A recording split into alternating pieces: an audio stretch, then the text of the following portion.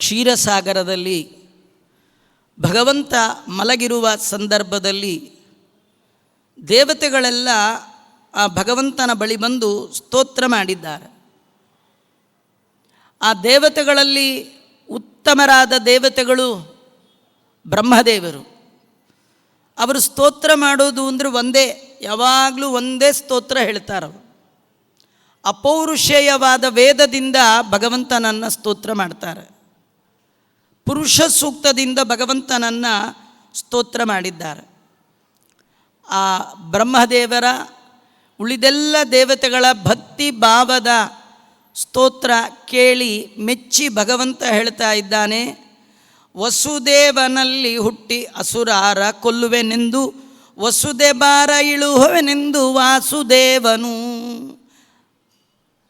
ವಸುದೇವನ ಮನೆಯಲ್ಲಿ ನಾನು ಅವತರಿಸಿ ಬರ್ತಾ ಇದ್ದೇನೆ. ಭೂಮಿಯಲ್ಲಿರುವ ದೈತ್ಯರ ಸಂಹಾರವನ್ನು ಮಾಡಿ ಭೂಭಾರ ಹರಣ ಮಾಡ್ತೇನೆ ಅಂತ ಬ್ರಹ್ಮದೇವರಿಗೆ ಭಗವಂತ ಆದೇಶ ಮಾಡಿದ. ಆ ಸಂದರ್ಭದಲ್ಲಿ ಹಾಸಿಗೆಯಾಗಿ ಇರುವ ಶೇಷದೇವರನ್ನೇ ಕರೆದು ಜ್ಯೇಷ್ಠನಾಗಿ ಮುಂಚೆ ಅವತರಿಸು ಎಂದನು. ಭಗವಂತ ಶೇಷದೇವರಿಗೆ ಆಜ್ಞಾಪಯಾಮಾಸ, ಆಜ್ಞೆ ಮಾಡಿದ್ದಾನೆ, ನಾನು ಬರುವ ಮೊದಲೇ ನೀನು ಹೋಗು ಅಂತ. ಯಾವಾಗಲೂ ಹಾಗೆ ದೊಡ್ಡ ದೊಡ್ಡ ಜನ, ಸ್ವಾಮಿಗಳೇ ಮೊದಲಾದವರು ಎಲ್ಲಿಯಾದರೂ ಹೋಗಬೇಕಾದ್ರೆ ಅವರೇ ಮೊದಲು ಹೋಗಲ್ಲ, ಅವ್ರ ಕಡೆಯವರೆಲ್ಲ ಮೊದಲು ಹೋಗ್ತಾರೆ. ಕಡೆಯಲ್ಲಿ ಹೋಗೋರು ಸ್ವಾಮಿಗಳು, ಅವ್ರ ಕಡೆಯವರೆಲ್ಲ ಹೋಗಬೇಕು ಅಲ್ವಾ. ಸ್ವಾಮಿಗಳೇ ಮೊದಲು ಕೂತ್ಕೊಂಡ್ಬಿಟ್ರೆ ನೀರು ಕಾಯಿಸೋರು ಯಾರು, ದೇವ್ರ ಪೆಟ್ಟಿಗೆ ಇಡೋರು ಯಾರು? ಹೇಗೋ ಹಾಗೆ ಭಗವಂತನ ದಾಸರಾದ ಶೇಷದೇವರು ಮೊದಲಿಗೆ ಹೋಗಿದ್ದಾರೆ. ಅದಿತಿ ಕಾಶ್ಯಪಾರು ಮರುತ ಗಂಧರ್ವರು ಸನಕಾದಿಯೋಗಿಗಳು ಜನಿಸಿರೆಂದನು. ಅದಿತಿ ಕಶ್ಯಪರಿಗೆ ಹೇಳಿದ್ದಾನೆ, ಅವರೇ ಮುಂದೆ ವಸುದೇವ ದೇವಕಿಯಾಗಿ ಅವತಾರ ಮಾಡಿದ್ದಾರೆ. ಅನೇಕ ಜನ ಮರುದೇವತೆಗಳು ಕೃಷ್ಣನ ಸ್ನೇಹಿತರಾಗಿ ಗಂಧರ್ವರು ಅವತಾರ ಮಾಡಿದ್ದಾರೆ. ಕೃಷ್ಣಾವತಾರ ಕಾಲಕ್ಕೆ ಕೃಷ್ಣ ಅವತಾರ ಮಾಡ್ತಾನೆ ಅಂತ ಗೊತ್ತಾಗಿದ್ದೇ ತಡ, ಎಲ್ಲ ದೇವತೆಗಳು ಬಂದು ಟೋಕನ್ ತೊಗೊಂಡು ಹೋಗ್ಬಿಟ್ರು, ನಮಗೊಂದು ಅವತಾರಕ್ಕಿರಲಿ ನಮಗೊಂದಿರಲಿ ಅಂತ. ಈ ಋಷಿಗಳು ಮುನಿಗಳಲ್ಲಿ ಕೆಲವರು ಕಣ್ಣು ಮುಚ್ಕೊಂಡು ದೇವ್ರ ಧ್ಯಾನ ಮಾಡ್ತಿದ್ದರು. ಅವರಲ್ಲಿ ಸನಕಾದಿಗಳು ಸ್ವಲ್ಪ ಲೇಟ್ ಆಯಿತು. ಅವರು ಬಂದು ಕೇಳಿದ್ರಂತೆ, ನಾವು ಯಾವುದು ಏನು ಅವತಾರ ಮಾಡಬೇಕು, ಕೃಷ್ಣನ ಪಕ್ಕದ ಮನೆಯ ಕೃಷ್ಣನ ಹಿಂದಿನ ಮನೆಯ, ಏನು ಕೆಲಸ ನಮಗೆ ಅಂತ. ಅವ್ರು ಯಾರ್ಯಾರು ಅಲಾಟ್ ಮಾಡ್ತಿದ್ರು ಅವ್ರು ಹೇಳಿದ್ರು, ಇಲ್ಲೆಲ್ಲ ಮುಗಿದೋಗಿದೆ, ಈಗ ಯಾವುದೂ ಉಳಿದಿಲ್ಲ ಅಂತ. ಅದಕ್ಕೆ ಅವ್ರು ಕೇಳಿದ್ರಂತೆ, ಕೃಷ್ಣ ಮೇಯಿಸುವ ದನಗಳಾಗಿ ನಾವು ಹುಟ್ಟುತ್ತೇವೆ, ನಮಗೆ ದನಗಳ ಪೋಸ್ಟ್ ಕೊಡಿ ಅಂತ. ನಾವು ನೋಡಿ ಯಾವಾಗಲಾರು ತುಂಬ ಸಿಟ್ಟು ಬಂದಾಗ ಮಕ್ಕಳನ್ನು ಬೈಯುವಾಗ ಎಲ್ಲಿಯಾದರೂ ದನ ಕಾಯ್ಲಿಕ್ಕೆ ಹೋಗು ಅಂದರೆ ದನ, ಅವನೊಳ್ಳೆ ದನ ಹೀಗೆಲ್ಲ ಏನು ಅಂತಿರ್ತೀವಿ. ಆದರೆ ಯಾರು ಬ್ರಹ್ಮದೇವರ ಮಾನಸ ಪುತ್ರರೋ, ಯಾರು ಸದಾ ಕಣ್ತುಂಬ ದೇವರನ್ನೇ ನೋಡ್ತಾರೋ ಅಂಥ ಸನಕಾದಿ ಯೋಗಿಗಳು ಅವರೆಲ್ಲ ಪಶುಗಳಾಗಿ ಜನಿಸಿದಾರು. ಮುನಿಗಳೆಲ್ಲ ಮರವಾಗಿ ಹುಟ್ಟಿದ್ದಾನೆ. ಕೃಷ್ಣ ಓಡಾಡುವ ಸಂದರ್ಭದಲ್ಲಿ ಅವನ ಮೈಮೇಲೆ ಹೊದ್ದ ಶಲ್ಯ ನಮ್ಮ ಮರಕ್ಕೆ ತಾಕಿಬಿಟ್ರೆ ಸಾಕು, ನಾವು ಉದ್ಧಾರ ಆಗ್ಬಿಡ್ತೀವಿ. ಇನ್ನು ಕೆಲವರು ಪಕ್ಷಿಗಳು ಮೃಗಗಳಾಗಿ ಜನಿಸುತ್ತಿದ್ದರು. ಅನಿಮಿಷರೆಲ್ಲ ಗೋಪಾಲಕರಾದರು, ಎಲ್ಲ ದೇವತೆಗಳು ಗೋಪಾಲಕರಾಗಿ ಬಂದಿದ್ದಾರೆ.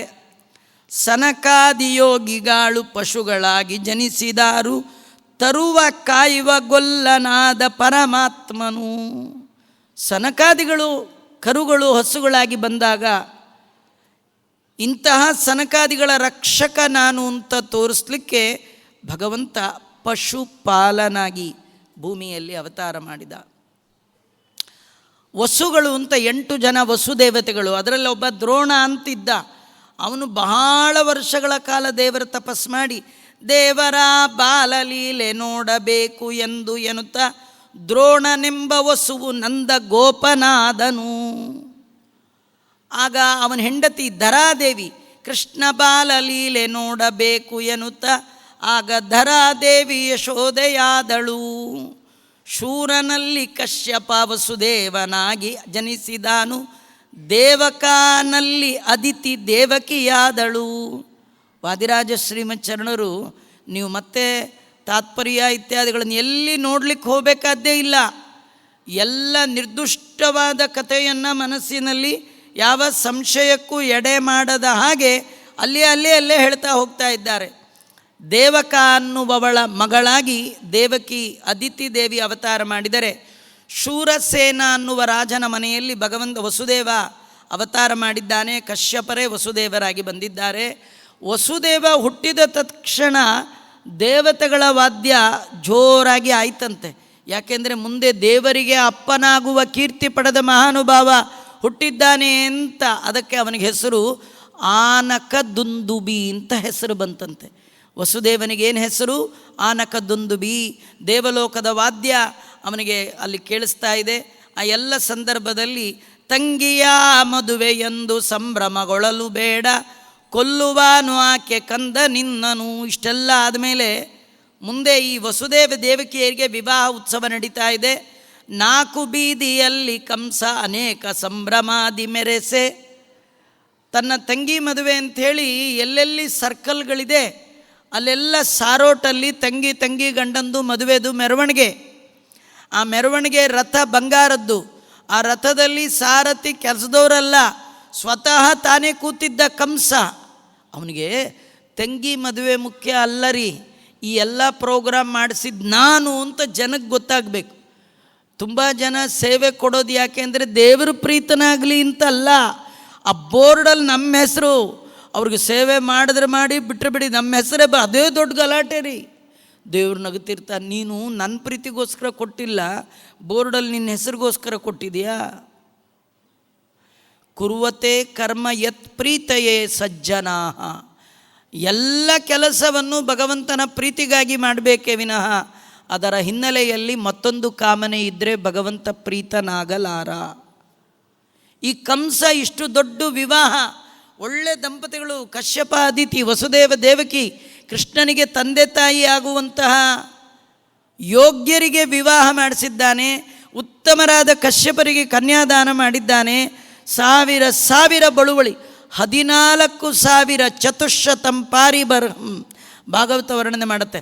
14,000 ಪ್ರೆಸೆಂಟೇಷನ್ ಕೊಟ್ಟಂತೆ, ಬೇರೆ ಇಷ್ಟೆಲ್ಲ ಕೊಟ್ಟಿದ್ದಾನೆ. ಒಂದು ಮಾತಿಲ್ಲ, ಕೃಷ್ಣಾರ್ಪಣಮಸ್ತು ಅಂತ.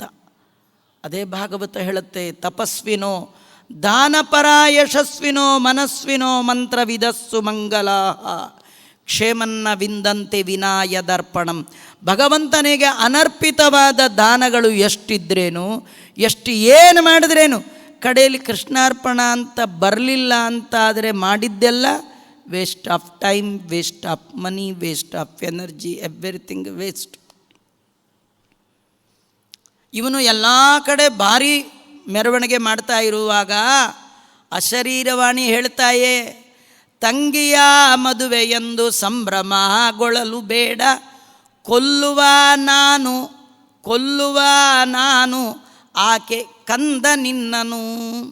ಅಷ್ಟಮಿ ಆರೋಹಿಣಿಯಲ್ಲಿ ಹುಟ್ಟಿದ ಮೃತ್ಯುವಾಹನೆಂದು ಆವಿರ್ಭೂತ ನುಡಿಯಿತು. ಆವಿರ್ಭೂತ ಅಂದರೆ ಆಕಾಶ ಅಂದರೆ ಆಕಾಶವಾಣಿ ಅಂದರೆ ರೇಡಿಯೋದಲ್ಲಿ ಬರೋದಲ್ಲ, ಅಶರೀರವಾಣಿ. ಅಶರೀರ ಅಂದರೆ ವಾಯುದೇವರಿಗೆ ಅಶರೀರ ಅಂತ ಹೆಸರು.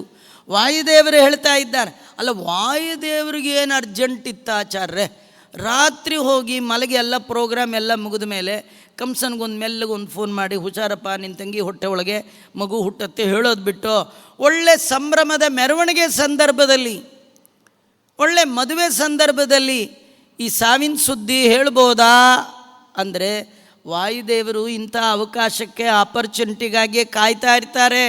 ನಮ್ಮ ಬಣ್ಣ ಬಯಲು ಮಾಡಿಬಿಡ್ತಾರೆ. ನೀವು ದೇವರ ಭಕ್ತರು ಅಂತ ನಾಟಕ ಮಾಡ್ತಾ ಇದ್ರಿ, ಯಾವತ್ತೋ ಒಂದಿನ ಎಲ್ಲರ ಮುಂದೆ ನೀವೆಂಥ ಕೆಟ್ಟವರು ಅಂತ ಎಕ್ಸ್ಪ್ಲೋಡ್ ಮಾಡಿಬಿಡ್ತಾರೆ. ಆದ್ದರಿಂದ ಬಹಳ ಎಚ್ಚರಿಕೆಯಿಂದಿರಬೇಕು. ಕೃಷ್ಣನ ಮುಂದೆ ಕೈ ಮುಗಿಯೋದು ದೊಡ್ಡದಲ್ಲ. ಕೃಷ್ಣನ ಪಕ್ಕದಲ್ಲೂ ಆಂಜನೇಯ ಕೈ ಮುಕ್ಕೊಂಡು ತೋರಿಸ್ತಾನೆ, ನನ್ನ ಕೈ ಮುಗಿಬೇಕು. ಹೀಗೆ ಬಿಟ್ಟು ಬೇರೆ ಏನಾದರೂ ಭಾವನೆಯಿಂದ ಕೈ ಮುಗಿದ್ರೆ ನಿಮ್ಮ ಬಣ್ಣ ಬಯಲು ಮಾಡ್ತೇನೆ. ಕಂಸನ ಬಣ್ಣವನ್ನು ಬಯಲು ಮಾಡಿದ. ಭಗಿನಿಯ ಕೊಲ್ಲುವೆನೆಂದು ಬಹಳ ಕೋಪದಿಂದ ಬಂದ, ಆಯುಧಾವ ಹಿಡಿದು ಕಂಸ ಕಡಿವೆನೆನು ತಲಿ. ಅಶರೀರವಾಣಿ ಕೇಳಿದ್ದೇ ತಡ, ಹೊರೆಯಿಂದ ಖಡ್ಗವನ್ನು ತೆಗೆದು ತಂಗಿಯ ಜಡೆಯ ಮುಡಿಯನ್ನು ಹಿಡಿದು ಕತ್ತರಿಸಿಬಿಡ್ತೇನೆ ಅಂತ. ಭಗಿನಿಯ ಕೊಲ್ಲುವೆನೆಂದು ಬಹಳ ಕೋಪದಿಂದ ಬಂದು ಆಯುಧಾವ ಪಿಡಿದು ಕಂಸ ಕಡಿವೆನೆನುತ್ತಲಿ. ಕೂಡೆ ಹುಟ್ಟಿದವಳ ಕೊಂದು ದುಷ್ಕರ್ಮ ಮಾಡುವರೆ ಬೇಡ ಕಂಸ ಸ್ತ್ರೀ ಹತ್ಯ ಬೇಗ ಬಾಹೋದೋ. ಆ ಮದುವೆ ದಿಬ್ಬಣಿಗೆ ಹೋಗಿತ್ತು, ಅಶರೀರವಾಣಿ ಕೇಳ್ತು, ಇವಳಿದ್ರಲ್ವ ನನ್ನ ಕೊಲ್ಲೋ ಮಗ ಹುಟ್ಟುತ್ತಾನೆ, ಇವಳನ್ನೇ ಕೊಲ್ತೀನಿ ಅಂಥೇಳಿ ಆ ಕುದುರೆದು ಲಗಾಮು ಕೋಲು ಹಿಡಿದಿದ್ದ, ಬಿಸಾಕ್ಬಿಟ್ಟ. ಒಂದು ಕೈಯಲ್ಲಿ ಕತ್ತಿ ಹಿಡ್ದ, ಇನ್ನೊಂದು ಕೈಯಲ್ಲಿ ಜುಟ್ಟು ಹಿಡ್ದ. ಈ ಪಕ್ಕದಲ್ಲಿ ಕೂತಿದ್ನಲ್ಲ ಗಂಡ, ಅವನು ಅಂದ್ಕೊಂಡ ಎಂಥ ರೌಡಿ ಬಾಮ ಇದ್ದ, ಸಿಕ್ಕ ಅಂದ. ಏನೋ ಪ್ರೆಸೆಂಟೇಷನ್ ಚೂರು ಕಡಿಮೆ ಮಾಡಿದ್ರೂ ಪರವಾಗಿರಲಿಲ್ಲ, ತಲೆ ಕಡಿಯೋ ಹೆಂಡತಿ ಸಮ್ಮ ಸಿಕ್ನೆ ಅಂಥೇಳಿ ಅವ ಎದ್ದು ನಿಂತಿದ್ದಾನೆ. ಕೂಡೆ ಹುಟ್ಟಿದವಳ ಕೊಂದು ದುಷ್ಕರ್ಮವ ಮಾಡುವಾರೆ ಬೇಡ ಕಂಸ ಸ್ತ್ರೀ ಹತ್ಯೆ. ಬೇರೆ ಪಾಪಗಳಿಗಿಂತಲೂ ಸ್ತ್ರೀ ಹತ್ಯೆ ಪಾಪ ಬೇಗ ಬಾಹೋದೋ. ಎನ್ನ ಪ್ರಾಣಕ್ಕೆ ಮುನಿದ ತಂಗಿ ಇದ್ದು ಏನು ಪ್ರಯೋಜನ, ಕಣ್ಣು ಹೋದ ಹುಬ್ಬು ತನಗೆ. ವಾದಿರಾಜರ ಎಕ್ಸಾಂಪಲ್ ನೋಡಿ, ಇಲ್ಲಿ ಕಂಸ ಹೇಳ್ತಾನೆ, ನನ್ನನ್ನೇ ಕೊಲ್ಲುವ ಮಗನನ್ನು ಪಡೆಯುವ ತಂಗಿ ಇದ್ರೇನು ಇಲ್ದಿದ್ರೇನು. ಅದಕ್ಕೆ ಅವನು ಕೊಡೋ ಉದಾಹರಣೆ ನೋಡಿ, ಕಣ್ಣು ಹೋದ ಮೇಲೆ ಹುಬ್ಬು ಇದ್ದರೇನು. ವಾದಿರಾಜರ ಉದಾಹರಣೆ ಅವರು ಹೇಳ್ತಾರೆ, ಕಣ್ಣು ಹೋದ ಹುಬ್ಬು ತನಗೆ ಬೇಡ ಎಂದನು. ಕಣ್ಣಿದ್ರೆ ಹುಬ್ಬು ಚೆನ್ನ, ಕಣ್ಣೇ ಗೋವಿಂದ ಆದಮೇಲೆ ಹುಬ್ಬಿಟ್ಕೊಂಡು ಏನು ಮಾಡಬೇಕು? ಅಲ್ವ, ಕಣ್ಣು ಹೋಗ್ಬಿಟ್ಟಿದೆ, ಹುಬ್ಬು ತೀಡಿ ತೀಡಿ ತೀಡು ತೊಗೊಂಡು ಏನು ಮಾಡ್ಬೇಕ್ರಿ? ಪ್ರಯೋಜನ ಇಲ್ಲ, ಅದರಿಂದ ಬೇಡ ಅಂದ. ಆನಕ ದುಂದುಬಿ ಕಂಸನಾಗಿ ಏನು ಕವಿದೆ ಹೇಳಿಸಿ ಅವು ಏನೇನೋ ಹೇಳಿದಾರೆ. ಈ ಸಾಮ ದಾನ ಭೇದ ದಂಡ ಯಾವುದು ಹೇಳಿದ್ರು ಕಂಸ ಎತ್ತಿದ ಕತ್ತಿಯನ್ನು ಕೆಳಗಿಳಿಸ್ಲಿಲ್ಲ. ಬಹಳ ವಿಚಾರ ಮಾಡಿ ಕಡೆಗೆ ವಸುದೇವ ಅಂತಾನೆ, ಆದ ಸುತರನೆಲ್ಲ ನಿನಗೆ ಈವೆನೆಂದನು.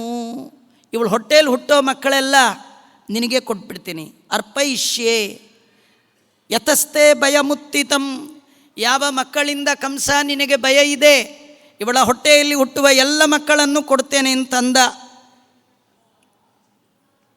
ಇಲ್ಲಿ ನೋಡಿ, ತುಂಬ ಅಪರೂಪದ್ದು ಇದು. ವಾದಿರಾಜರು ಬಿಟ್ಟರೆ ಮತ್ತೆ ಎಲ್ಲಿ ಈ ಥರದ್ದೆಲ್ಲ ನಿಮಗೆ ಸಿಗಲ್ಲ. ಅವನು ಹೇಳಿದ ತಕ್ಷಣ ಅವನೇನು ಮಾಡ್ದ, ಕೈಯಲ್ಲಿ ಕತ್ತಿ ಇತ್ತಲ್ಲ, ಆ ಕತ್ತಿಯನ್ನು ಕಂಸ ಕೆಳಗಿಟ್ಟು ವಸುದೇವನಿಗೆ ಹೇಳಿದ್ನಂತೆ, ಹಾಗಾದ್ರೆ ಈ ಕತ್ತಿಯನ್ನು ದಾಟಿ ಪ್ರಮಾಣ ಮಾಡಿ ಹೇಳು ಅಂದ. ಎಂದ ಮಾತು ಕೇಳಿ ನಾ ನಂಬಲಾರೆನೆಂದನು. ಅಲ್ಲ, ಹುಟ್ಟಿದ ಮಕ್ಕಳನ್ನು ಯಾವ ಅಪ್ಪ ಕೊಡ್ತಾನೆ? ನಂಗಂತೂ ನಂಬಿಕೆ ಇಲ್ಲ. ಆಯುಧವ ನಿಟ್ಟು ಅಡ್ಡ ದಾಟು ಎಂದನು. ಅಂದರೆ ಪ್ರಮಾಣ ಮಾಡು, ಆಣೆ ಮಾಡು, ದೇವರಾಣೆ, 4 ಆಣೆ, 8 ಆಣೆ, ತಾಯಾಣೆ, ತಂದಾಣೆ ಅಂತಾರಲ್ಲ, ಇಲ್ಲಿ ಇವನು ಆಣೆ ಮಾಡಿಸ್ತಾ ಇದ್ದಾನೆ. ಇದೇನು ಕಥೆ ಗೊತ್ತಾ? ಬ್ರಾಹ್ಮಣರಿಗೆ ಸಾಲಿಗ್ರಾಮ ಮುಟ್ಟಿ ಪ್ರಮಾಣ ಮಾಡಿದ್ರೆ ಎಷ್ಟು ಪವಿತ್ರವೋ, ಕ್ಷತ್ರಿಯರಿಗೆ ಆಯುಧ ಸಾಲಿಗ್ರಾಮಕ್ಕೆ ಸಮ. ಆಯುಧವನ್ನೇ ಮುಟ್ಟು ಪ್ರಮಾಣ ಮಾಡು ಎಂದನು. ಹೇಳಿದ ಮಾತು ಕೇಳಿ ತಾಳಲಾರೆನೆಂದ ಕಂಸ ಗಾಂಡೀವ ಇಟ್ಟು ಅಡ್ಡ ದಾಟು ಎಂದನು. ಕೈಯಲ್ಲಿದ್ದ ಬಿಲ್ಲನ್ನು ಕೆಳಗಿಟ್ಟು ನಿನ್ನ ಮಾತು ಸುಳ್ಳಾಗೋಲ್ಲ ಅಂತ ದಾಟು ಅಂದ. ಆನೆ ಇಳಿದು ವಸುದೇವ ರಾಣಿಯ ಕೈಯ ಹಿಡಿದು ಆಯುಧಾವ ದಾಟಿ ಅರಮನೆಗೆ ನಡೆದನು. ಆಯ್ತಪ್ಪ, ಸದ್ಯ ಬಿಟ್ಟರೆ ಸಾಕೋ ಅಂಥೇಳಿ ಅವು ಹೇಳಿದ್ದೆಲ್ಲ ಮಾಡಿ ಮನೆಗೆ ಸೇರಿಕೊಂಡಂತೆ. ಆಗ ಶರೆಯ ಮನೆಯ ಒಳಗೆ ಬಾಮಿ ದೇವಕ್ಕಿ ದೇವಿ ಬೇಗದಿಂದ ಋತುಮತಿ ಆಗುತ್ತಿದ್ದಳು. ಅವಳು ಪ್ರಾಪ್ತಳಾಗಿದ್ದಾಳೆ. ನೋಡಿ, ಎಷ್ಟು ವಾದಿರಾಜರು ಅದ್ಭುತವಾದ ಮಾತುಗಳು ಹೇಳ್ತಾರೆ. ಇವತ್ತಿನ ಸಾಫ್ಟ್ವೇರ್ ಯುಗದಲ್ಲಿ ಏನು ಬಾಣಂತಿಯರಿಗೆ ಬಸ್ರಿಯರಿಗೆ ಏನೆಲ್ಲ ಮಾಡಿಸ್ಬೇಕು ಅದೆಲ್ಲ ನಮಗೇನು ಗೊತ್ತಿಲ್ಲ. ವಾದಿರಾಜರು ಸಣ್ಣದು ಹೇಳ್ತಾರೆ. ಅಷ್ಟ ಋಷಿಗಳನ್ನು ಕರೆಸಿ, ಬ್ರಾಹ್ಮಣರನ್ನು ಕರೆಸಿ ಅಷ್ಟಫಲಗಳನ್ನೇ ತಂದು ಪುತ್ರಿ ಕೈಯಲ್ಲಿ ಫಲದಾನ ಕೊಡಿಸಿದ. ಫಲದಾನ ಅಂತ ಮಾಡಬೇಕು. ಸೀಮಂತ ಅಂತ ಮಾಡುವಾಗ ಮಕ್ಕಳಿಗೆ, ಹೆಣ್ಣು ಮಕ್ಕಳಿಗೆ ಗರ್ಭದಲ್ಲಿ ಆ ಸೀಮಂತ ಅಂತ ಒಂದು ಸಂಸ್ಕಾರ ಮಾಡ್ತಾರೆ ರೀ. ತುಂಬ ಜನ ನಮ್ಮನೇಲೇನು ಸಂಪ್ರದಾಯ ಇಲ್ಲ ಅಂತಾರೆ ರೀ. ವಾದಿರಾಜರು ಬ್ರಹ್ಮಚಾರಿ, ಅಖಂಡ ಬ್ರಹ್ಮಚಾರಿಗಳು. ಅವ್ರ ಮನೇಲಿ ಏನು ಸಂಪ್ರದಾಯ ರೀ? ಆ ಸಂಪ್ರದಾಯ ಎಲ್ಲ ನಮ್ಮ ಸಲುವಾಗಿ ಹೇಳ್ತಾ ಇದ್ದಾರೆ. ಇದೆಲ್ಲ ಕತೆ ಬೇಡ ಆಚಾರ್ಯ, ಸುಮ್ಮನೆ ಕೃಷ್ಣನ ಕತೆ ಹೇಳಿ. ಕತೆ ಏನು ಗೊತ್ತಾ? ಕೃಷ್ಣನೇ ಬಿಡದೆ ಎಲ್ಲ ಸಂಸ್ಕಾರಗಳನ್ನು ಮಾಡಿಸಿಕೊಂಡಿದ್ದಾನೆ ಅಂದಮೇಲೆ ನೀವು ಬಿಟ್ಟರೆ ಬಿಡ್ತಾನ?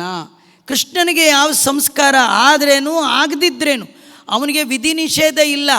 ಇಲ್ಲದಿದ್ದವನೇ ಏನೆಲ್ಲ ಮಾಡಿಸ್ಕೊಳ್ಬೇಕು ಅಂತ ತಾನು ಸ್ವತಃ ಮಾಡಿಕೊಂಡು ನಿಮಗೆ ತೋರಿಸ್ತಾ ಇದ್ದಾನೆ ಅಂತ ಹೇಳ್ತಾ ಇದ್ದಾರೆ. ಅಷ್ಟ ಋಷಿಗಳನ್ನೇ ಕರೆಸಿ ಅಷ್ಟು ಫಲಗಳನ್ನೇ ತರಿಸಿ. ಇದು ಕಥೆ ಏನಂದರೆ, ಹೆಣ್ಣು ಮಕ್ಕಳು ಗರ್ಭಿಣಿಯರಾದಾಗ ಒಳ್ಳೊಳ್ಳೆ ಹಣ್ಣು ತಂದು ದಾನ ಮಾಡಿಸ್ಬೇಕಂತ.